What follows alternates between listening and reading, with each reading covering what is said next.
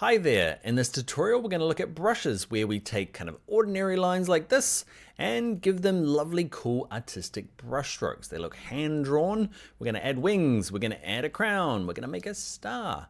Okay, we're going to fill the star. All sorts of awesomeness in Adobe Illustrator. Let's go and do that now. Okay, so it's time to use brushes, and yes, in between videos, if you're following along, I went back and made my flames a whole lot cooler and my arrows a lot nicer just by redrawing them with the pencil tool. Okay, I couldn't help myself. So what we're going to do is brushes. First of all, we need something to add the brushes to. Okay, so we're going to grab the pencil tool and let's add kind of like wings to her. So I'm going to do them in lots of little bits. Now, the reason I don't do them all in one big go, you could, let's do one with one big go.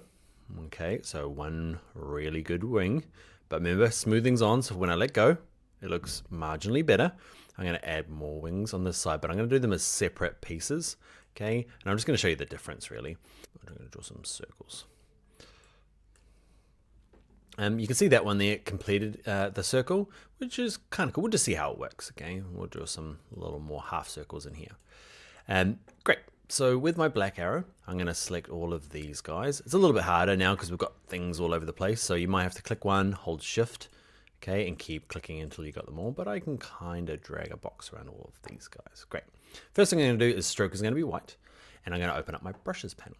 Now, before we open our brushes, it's nice, especially with the brushes, if you use a smaller size to get started with. It doesn't matter, you can do it afterwards, but let's get down to 0.25. Okay, really thin line. Now your brushes, there's lots built into Illustrator. Okay, the basics are in here, but there are actually lots that you can go and find online. Often they're free. Okay, so window, let's go to brush libraries, and in here, probably the most exciting ones are under vector packs, these two ones here. We'll look at these two plus one other. Okay, grunge brush vector packs we're gonna do.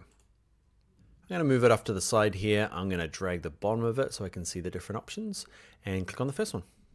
Okay, and by default it's gone back to 1 point, so don't listen to me. Okay, you can change it afterwards. Go back to something a little bit smaller. Now you can see that's the smallest option for the drop down, and it's kind of cool. Kind of looks quite artistic, right? But it's still maybe quite thick, so you can actually just type in here. So 0.25 is kind of a hairline, which is quite small, but I can go to 0.05, hit return. Okay, and again, quite small. I can click off. So yeah, cool. So the difference really is, now we're just looking for things that we like the look of, right? So I'm just gonna draw a box around these guys and shift click these two to get rid of, I don't even know what that is. That was a smiley face I drew earlier. So I'm gonna shift click all of these. I've got them selected. I'm gonna go to a white stroke. Okay, I'm not gonna worry about the size yet. I'm gonna pick one of these other ones. And you can see, let's have a look at one of these ones. Okay, there's a couple of things that we need to be aware of, is that because this is such a long line, it's trying to smear itself down quite a long part. Now, some of the problem is the size. So I'm going to turn it down to 0.05 like the other one. Okay, and it's looking better, but it finds it hard to what to do at these corners. Okay, because it's kind of like a really detailed vector brush and kind of has to go in and out and kind of does some weird things. So ways to get around that, if you've got a really long stroke and it's doing strange things at the edges, I'm going to go up to maybe not 1 point, but back to 0.25, just to show an example. As we did this earlier, remember under stroke, okay, we've got these butt caps and the corner options. So let's go to round join, and it will try and kind of get around the corner and the ends of it as well, which does absolutely nothing on this brush. It does on different brushes, okay? But this is kind of one of the things you can do. You can see the miter join here is just trying too much to get around this corner, but when I get to this rounded join, it looks marginally better, okay? So you might have to play around with this depending on the brush you pick. So what I like to do when I'm using the brush tool is use these kind of like shorter strokes because they tend to have a better result. Selected, let's have a look at these guys. Pick one, Dan, pick one. All right, that'll do. Cool. So I've got my kind of drawing exercises, those guys done. Let's draw one more and look at some of the other brushes, and that'll kind of give you an idea of how to go off and find your own. So I'm going to grab my pencil tool again. I'm going to draw, she's going to be a princess. Remember, I'm going to draw them in separate strokes.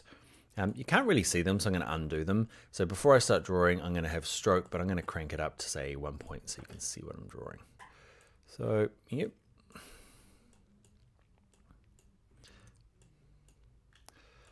She is not a princess. She's more like, I don't know, some sort of, maybe that's what it needs. Totally what it needed. Now she's a queen.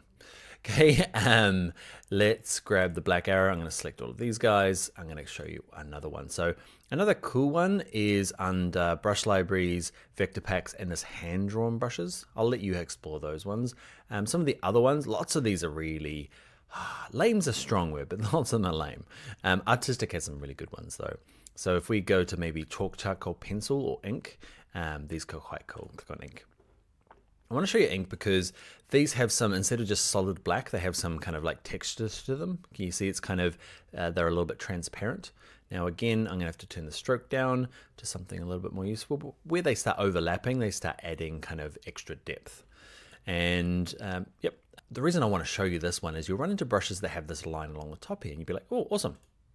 They do weird stuff. Okay, these meant to be used as just kind of like one-off. So I'm going to undo and I'm going to pick, say, this one here.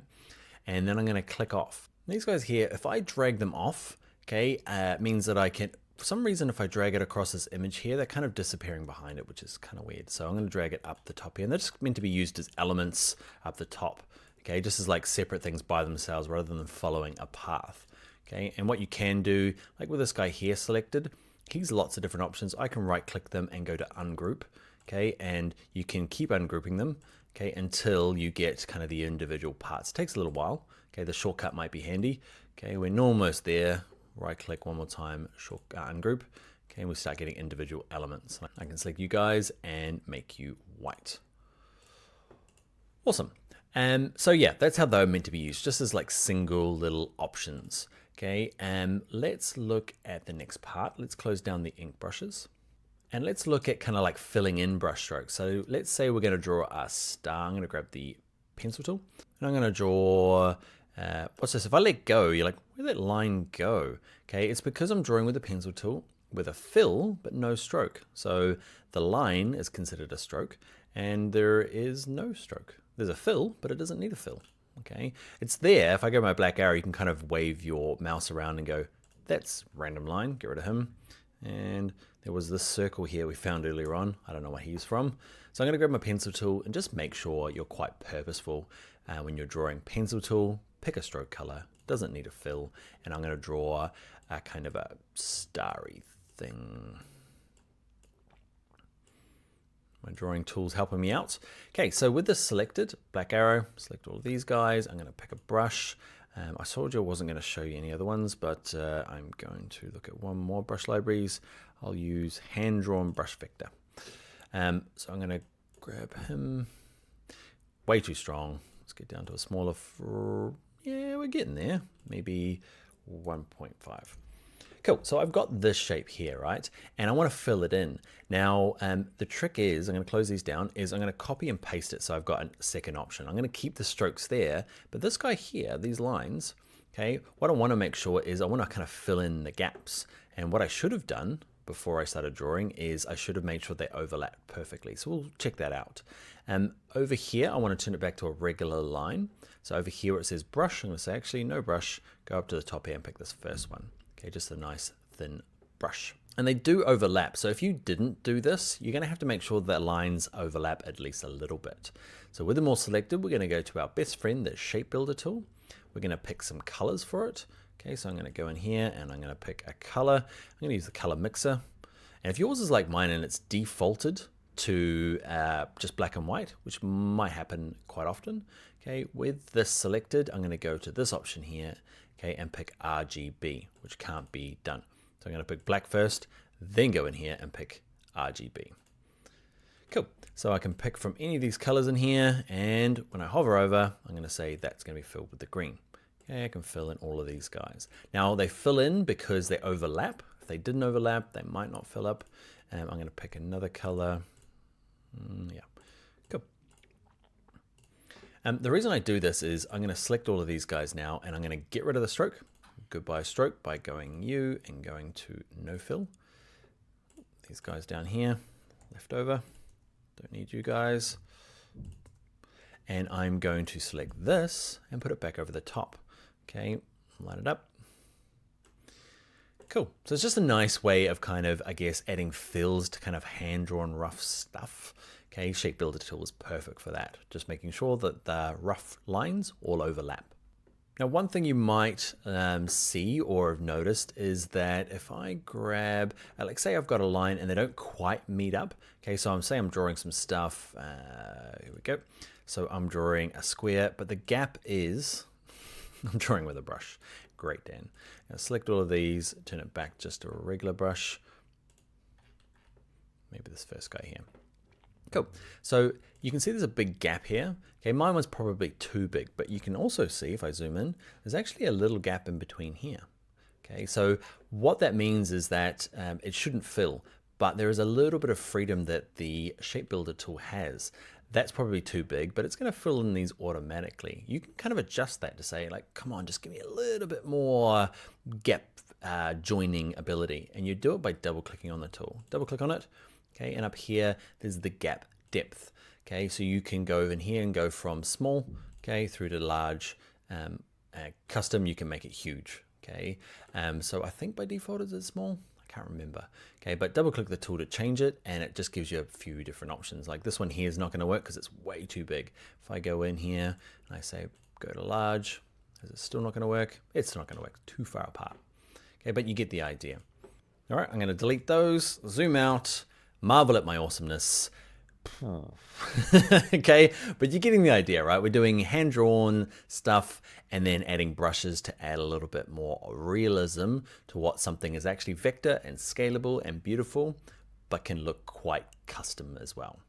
Okay, so now it's project time. Okay, so I've got an image that I want you to draw on. Okay, it's under, I'll show you it here in the exercise files. There it has appeared. Okay, and what I'd like you to do is I'm going to set you a task. I want 5 separate doodles. Okay, can all use the same stroke and kind of brush style, but I want 5 things. Okay, and if you're looking, if you're like, what am I going to draw? Come up with a theme. Okay, this could be, you could use a holidays theme. So there could be holiday stuff like sun and beach things. Okay, or you might go finance. Okay, it might be dollar signs and graphs and stuff, just to give you an idea, I guess, to what to doodle and draw on this. And what I want you to do is experiment both with obviously the drawing tool, but look at the brushes as well. Maybe you look at dotted or dashed. Okay, it's up to you, but I'd love you to go off and have at least 5. And at the end, I'd love as a project, okay, to take a screenshot or save it as a JPEG and send it to me as a project or in the comments. All right, I will see you in the very next video.